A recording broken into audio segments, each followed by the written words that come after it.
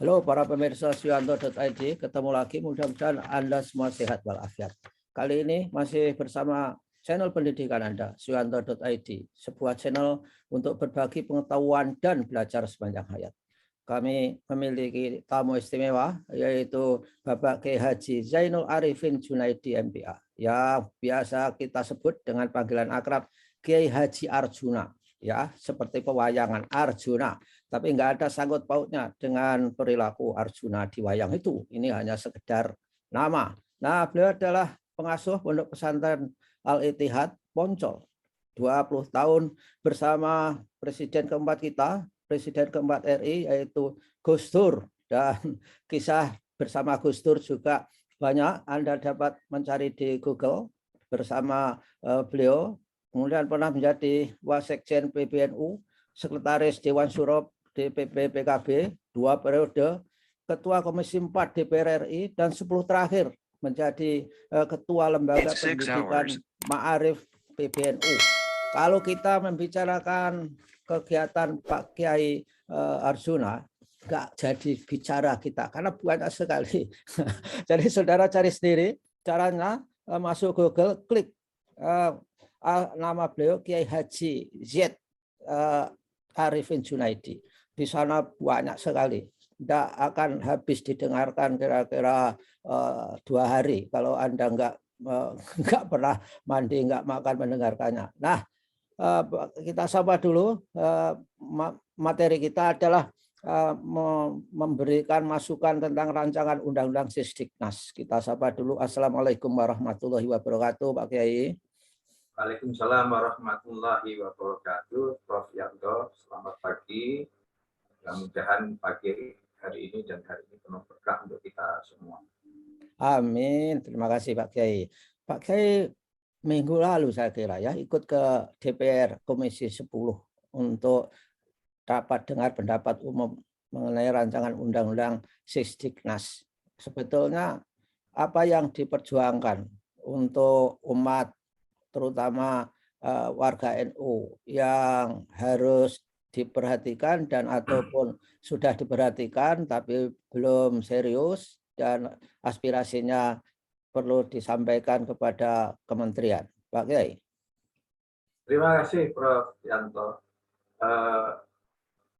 Hari Kamis yang lalu, tanggal 24 Maret, kami dari Aliansi Penyelenggara Pendidikan Indonesia atau disingkat APPI, saya ikut di APPI mewakili Hisminu, Himpunan Sekolah dan Madrasah Islam Nusantara, bersama dengan teman-teman dari KOPI, Koalisi Pendidikan Indonesia, FDPU dengan Komisi 10. Alhamdulillah diterima, kami mengajukan surat untuk bisa FDPU untuk bisa memberi masukan kepada Kemendikbud mengenai yang sudah ramai di masyarakat, ya, revisi Undang-Undang Sisdiknas. Nah, sebenarnya kalau dari APPI dan dari KOPI, intinya itu minta agar revisi itu jangan buru-buru, jangan sekarang. Karena memang banyak sekali yang yang perlu diluruskan lah, karena menurut kami bengkok gitu. Iya, betul. Tetapi karena pembagian tugas itulah di antara kami, ya, APPI itu kan ada dari Muhammadiyah, kemudian ada dari Majelis Pendidikan Kristen, kemudian Katolik, kemudian PGRI. Nah, saya kebagian tugas ngomong soal madrasah.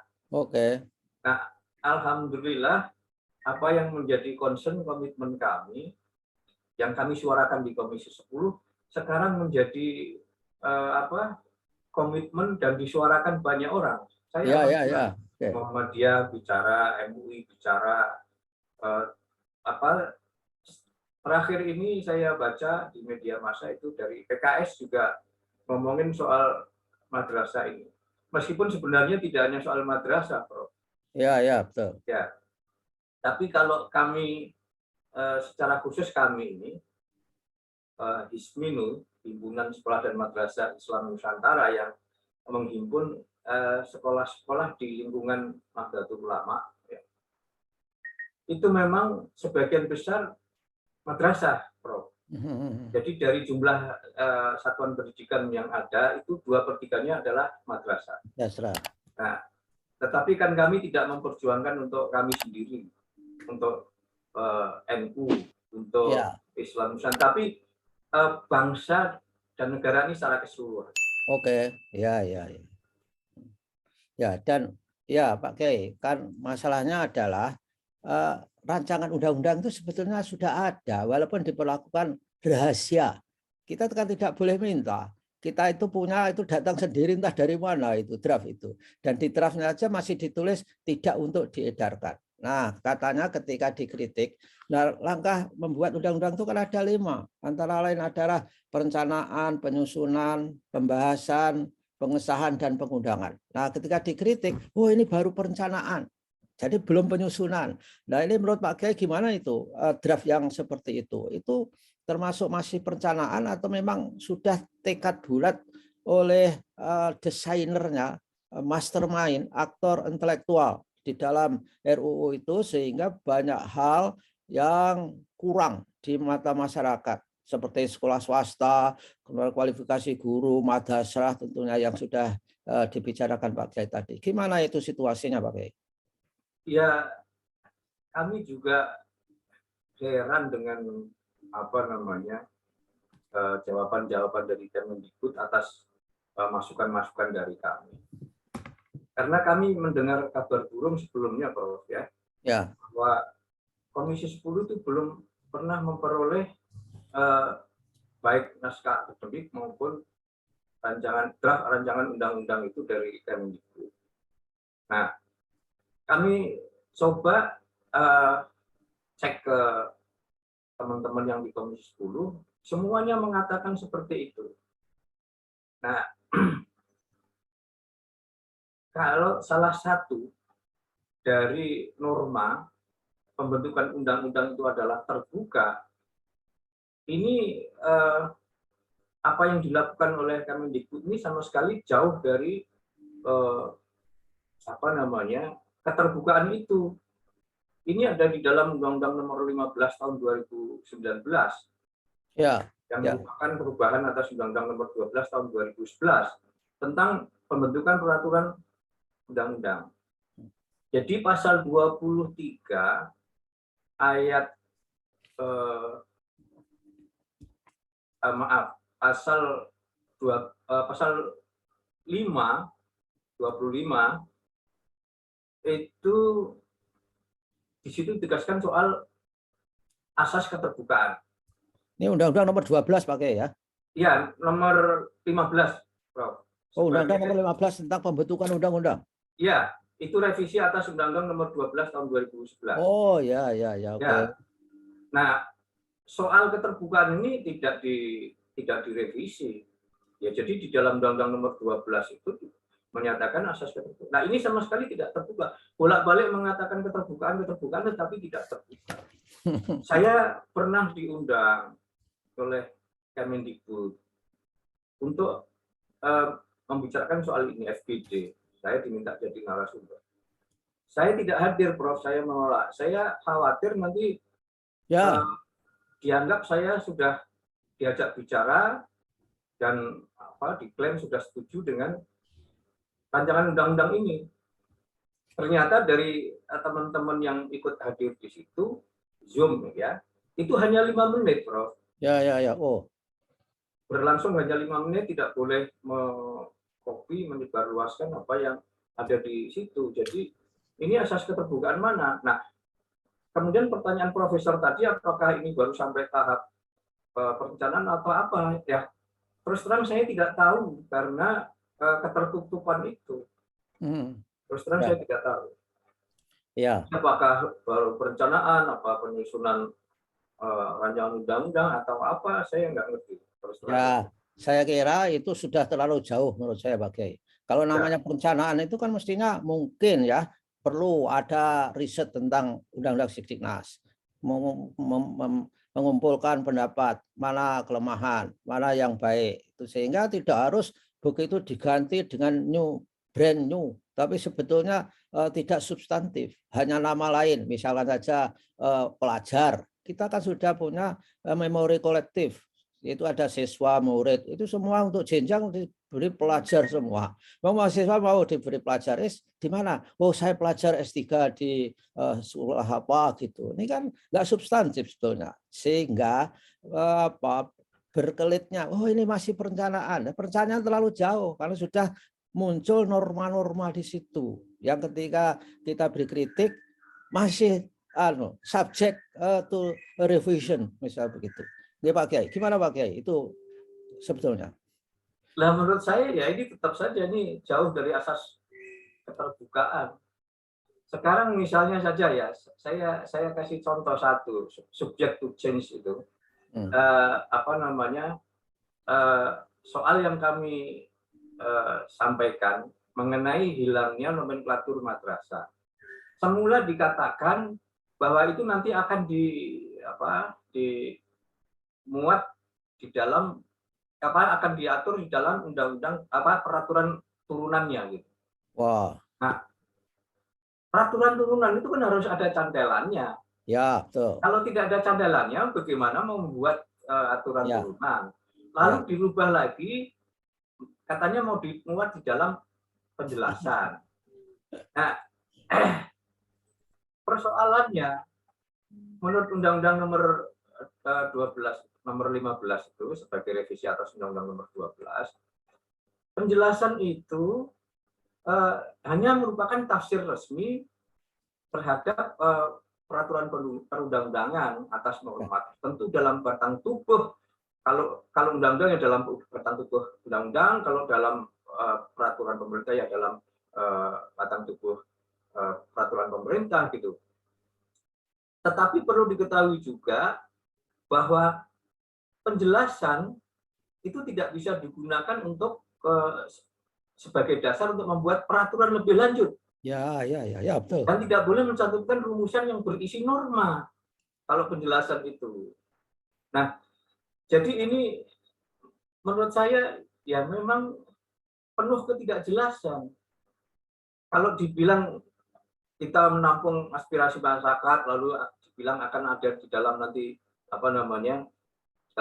peraturan turunan, lalu ketika dikatakan peraturan turunan itu tidak bisa dibikin karena tidak ada cantolannya, itu dibilang di dalam penjelasan.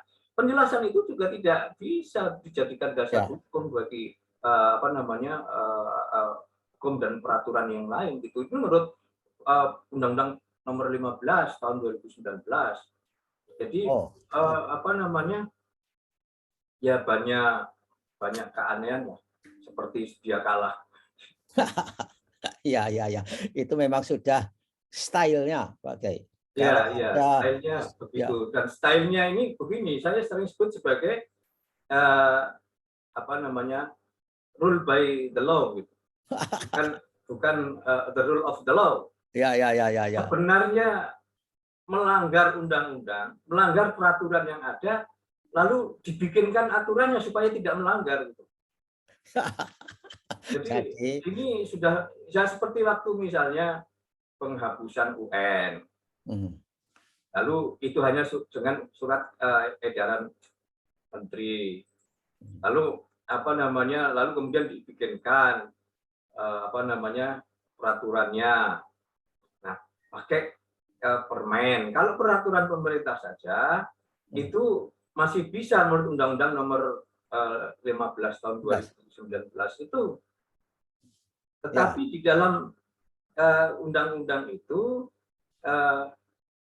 pasal 7 ayat 1 disebutkan jenis dan hierarki peraturan perundang-undangan terdiri atas undang-undang dasar, kemudian MPR, kemudian undang-undang atau peraturan pemerintah pengganti undang-undang, kemudian peraturan pemerintah, kemudian peraturan presiden, langsung peraturan daerah provinsi dan peraturan daerah kabupaten. Oh, peraturan menteri nggak disebut di situ, Pak Menteri?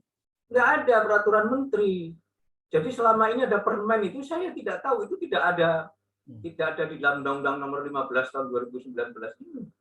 Oh, ya Tetapi karena itu selalu ya. dijadikan dasar hukum, itu sebenarnya nggak bisa. Iya, wah luar biasa. Inilah para pendengar bahwa kita itu ternyata hidup dalam situasi di mana aturan-aturan itu melenggang saja ditabraki. Jadi sebetulnya mengapa peraturan menteri nggak masuk dalam hierarki peraturan perundangan menurut Undang-Undang Nomor 15 tahun 2019?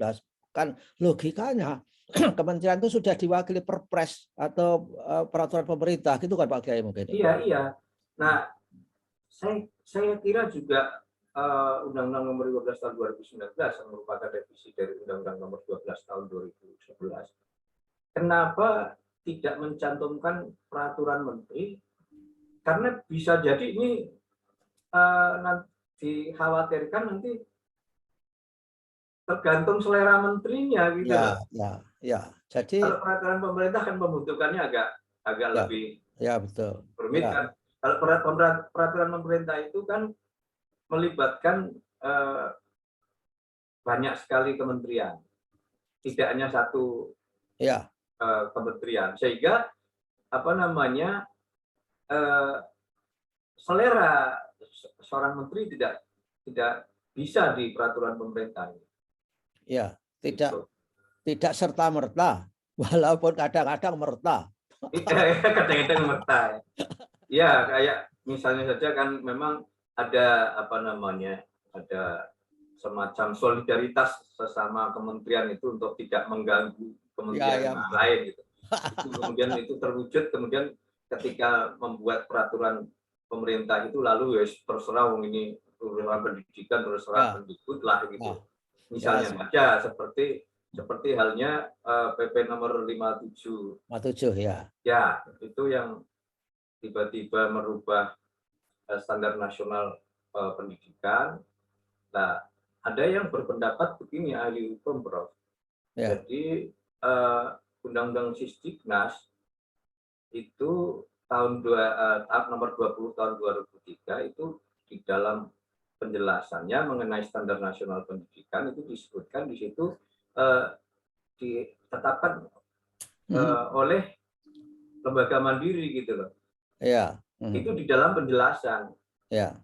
Sebenarnya kalau undang-undang ini karena ditetapkan sebelum adanya Undang-Undang Nomor 12 tahun 2011 dan kemudian direvisi menjadi Undang-Undang Nomor 15 tahun 2019.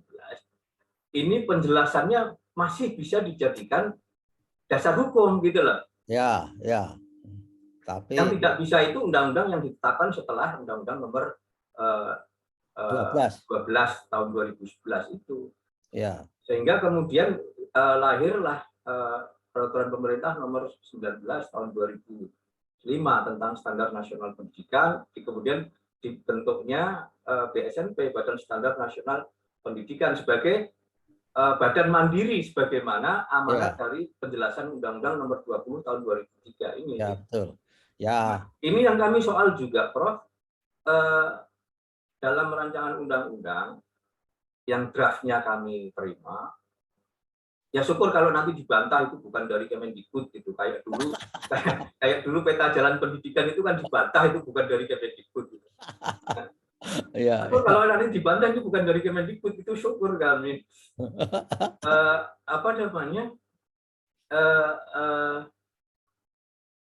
Standar nasional pendidikan yang 8 standar itu diubah 3. Di dalam RUU yang draftnya saya terima tidak ada, Bro. Hanya 3. Standarnya itu cuma 3. Standar input, standar proses, standar capaian gitu. Tapi 3 itu dengan malu-malu juga akhirnya yang input itu apa? Ya sama saja menyebut. Iya, sama saja. Ini kan infrastruktur itu kan malu-malu saya kira. Gimana itu? Menurut saya ini dirancang oleh orang yang tidak kompeten, Bro. Enggak, Pak Kiai. Dirancang oleh orang yang di mana-mana selalu menyebutkan saya nggak paham masa lalu. Yang saya pahami adalah masa depan, gitu loh Pak Kiai. Iya, makanya tidak kompeten. Karena masa lalu dia memang tidak ada kaitannya dengan pendidikan. Iya, dan sehingga Jadi tidak kompeten. seperti Saya kira orang-orang yang dipercayanya juga sama, tidak kompeten. oh ya, tentu tentu apa orang selalu ngumpul dengan orang yang sama. Jadi para santri ngumpul dengan santri, dengan kiai, kemudian para ilmuwan kumpul dengan ilmuwan. Ya, Ya, ada nyanyiannya, wong kang soleh kumpulono. Maka wong, wong yang nggak ngerti masa lalu kumpul dengan orang yang nggak ngerti masa lalu. Padahal NU, Muhammadiyah, sebagainya itu kan sudah berkiprah dalam pendidikan sebelum Indonesia merdeka bahkan. Nah, iya itu. Dan sebelum saya kira sebelum kami, kalau dari lingkungan kami ya, itu mendirikan sekolah, itu kami sudah terlebih dulu mendirikan madrasah. oke. Kalau menurut catatan sejarah, Hadratus Syekh Hasyim Asy'ari, pendiri NU itu bikin madrasah itu tahun 1901. Iya. NU lahir kan baru 1926, 25 tahun sebelumnya. Wah, ya ya ya. Nah, Itu sekolah itu ada ya sejak tahun 1928. iya, ya. Dirintis oleh Kiai Haji Wahid Hasyim, putranya Hadratus Syekh. Oh, oke, Pak. Dan Kiai Haji Wahid Hasyim itu kan salah satu anggota PKI ya, Hmm. yang panitia persiapan kemerdekaan Indonesia, Ya. yang antara lain mencoret 9 kata dalam Piagam Jakarta itu kan Kiai Wahid Hasyim. Ya, kita Jadi beliau ini tidak sekedar tokoh NU, tapi tokoh bangsa. ya, betul. Nah, Jangan-jangan mereka para milenial generasi muda itu nggak paham di Jakarta ada Jalan Kiai Haji Wahid Hasyim adalah pendiri madrasah sebelum negara ada gitu. ya, ya jangan-jangan lah, Prof. Ya memang tidak paham, tidak usah pakai jangan-jangan. Ya, ya, Ya, ya. artinya madrasah ini sudah berakar di negara kita, di bangsa kita sejak sebelum kemerdekaan. Ya. Nah, kalau menurut sejarahnya Indonesia ini, madrasah pertama itu didirikan oleh Kasunanan Pakubuwono, Oke. Solo tahun 1905. Yang kalau tidak salah namanya Madrasah Mambaul Ulum. Oh, Mabul Ulum. Ya. Ya. Kalau di Tebuireng itu madrasahnya Madrasah Nizamiyah, mengambil nama Nizam Malik, wazir di Bani Saljuk gitu. Nah, Ya, ya. ini sekarang Prof. Ya. Prof. Ya, Suyanto pasti tahu di data Dapodik. Ya. Dari TK, saya baru buka beberapa hari yang lalu. Dapodik itu dari TK sampai perguruan tinggi, jumlahnya sekitar 270.000 sekian Sekolah. sekolah. Sementara di Kementerian Agama dari RA, Rodotul Atfal, sampai perguruan tinggi, itu 251. Wow. Jadi bedanya tidak jauh kan sebenarnya kan. Ya. Jumlah madrasah yang begitu banyak itu mengindikasikan bahwa masyarakat masih sangat membutuhkan madrasah. Ya, betul. Ya. Ya, kenapa kemudian dihilangkan sekarang pejabat Kemendikbud mengatakan tidak hanya madrasah yang dihapus tapi juga sekolah gitu. Jadi Ya. nanti sekolah dan madrasah itu malah mau dihapus, Prof. dari undang-undangin. Lalu nanti mau bikin peraturan pemerintah misalnya, itu dasarnya apa kalau dalam undang-undang tidak ada gitu. Ya, betul. Artinya kalau dalam undang-undang nggak ada itu ingin menciptakan cek kosong. Jadi nanti jangan-jangan lagi, pastilah terserah kepada yang berkuasa kan gitu. Nah, Pak Menteri, ini pertanyaan terakhir Pak Menteri. Pak Menteri toh? Ya, saya belum menteri, Bro. Ini doa. Amin, saya aminkan, Bro. Doa, ya, karena doa itu katanya tergantung yang mengamini bukan yang mendoakan. Saya juga mengamini ya Pak calon Pak Menteri, misalnya Pak Menteri pun saya nggak keberatan dan amin. Nah, Pak Kiai, bagaimana ini pertanyaan terakhir? Suasana kebatinan madrasah ketika melihat bahwa entitas mereka tidak diakui atau mungkin belum diakui. Untuk Pak Untuk Pak Kiai mungkin ini bukan belum, tapi memang tidak diakui. Gimana Pak Kiai? Jadi begini, saya harus akui bahwa sebagian madrasah itu tidak aware ya soal ini. Ya, ya. Nah, baru setelah kemudian saya sampaikan di Komisi 10, lalu banyak pihak yang menyuarakan, baru kalangan madrasah itu baru sadar gitu. Baru sadar. Nah, tentu mereka ya menyayangkan gitu. Ya. Nah, banyak yang khawatir ini dijadikan amunisi oleh kalangan-kalangan yang selama ini menuding pemerintah anti-Islam gitu loh. Oke, ya. Kan ada itu kelompok yang selalu mengatakan bahwa pemerintah Jokowi ini anti-Islam gitu kan? Ya. Nah, buktinya disebutkan itulah. Sekarang ini soal penghapusan madrasah itu bisa menjadi amunisi untuk sekali lagi nembak Jokowi lagi gitu. Wah, iya itu. Ya, jadi Bapak-bapak di Kemendikbud seharusnya menyadari ini. Ya, betul. Ini membahayakan pemerintahan Jokowi penghapusan madrasah ini. Gitu loh. Nah, ini saya yakin tidak disadari. Mereka tidak pernah berpikir sampai sejauh itu, Prof, menurut saya. Iya.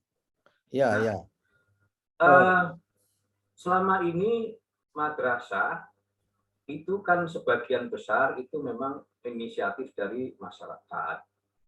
Dari jumlah madrasah yang ada, itu yang Kementerian Agama yang madrasah negeri itu jumlahnya cuma sekitar 3.600, Prof. Padahal sekian banyak itu madrasah. Hanya 3.650 beberapa gitu. Nah, jadi sebagian besar inisiatif dari masyarakat. Di tempat-tempat di daerah 3T, itu banyak sekali lembaga pendidikan yang wujudnya itu madrasah.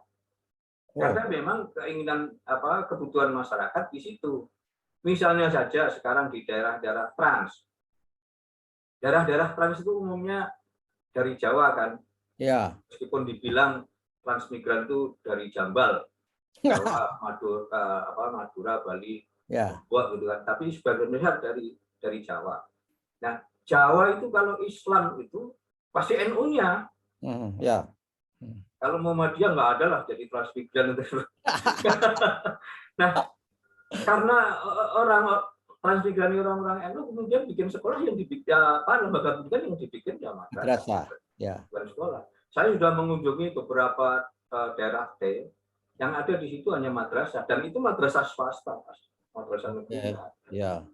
Nah, kok yang kayak gini nih kok mau diabaikan itu gimana? Baiklah Pak Kiai, saya kira kita sudah all out memberi masukan kepada kementerian sebagai institusi yang bertanggung jawab untuk menyiapkan rancangan undang-undang. Pengalaman saya dulu ketika dipercaya sebagai ketua perumus rancangan undang-undang Sikjiknas itu, wah luar biasa Pak Kiai, melibatkan semuanya, termasuk Pak Kiai Syahid Agil Sirot itu saya undang ke Ambarukmo dulu. Dan itu memang suatu kemajuan yang luar biasa, Prof. Undang-undang itu untuk kami kalangan madrasah itu luar biasa kemajuannya. Karena sekali lagi mencantumkan nomenklatur madrasah itu dalam satu tarikan napas dengan sekolah. Itu luar biasa. Nah, itu Undang-Undang Nomor 20 Tahun 2003 itu disahkan pada masa Presiden Megawati. Ini sekarang kemajuan yang dicapai oleh Megawati, kenapa sekarang mau dimundurkan oleh yang sekarang ini? Megawati ini harus turun tangan kalau seperti ini harus berlangsung. Harusnya ini sebuah prestasi dari Megawati mengakomodir madrasah di dalam satu tarikan nafas dengan sekolah. Harusnya Komisi 10 dari fraksi PDI harus suara lantang itu, Pak Kiai, biar bisa membendung bagaimana rancangan undang-undang yang simplistik menyederhanakan terhadap persoalan bangsa, yang undang-undang itu kan daftar kepentingan semua rakyat Indonesia. Jadi harus open to public dan harus membuka peluang untuk menerima aspirasi. Terima kasih Pak Kiai. Insya Allah, karena Pak Kiai berbicara di sini, mudah-mudahan ini kementerian mendengar. Kalau nggak mendengar, sangat disayangkan. Terima kasih atas kehadirannya Pak Kiai. Mudah-mudahan kita ketemu minggu depan untuk tausiah bulan puasa Pak Kiai. Insya Allah Pak. Ya, terima kasih. Wassalamualaikum warahmatullahi wabarakatuh. Waalaikumsalam warahmatullahi wabarakatuh.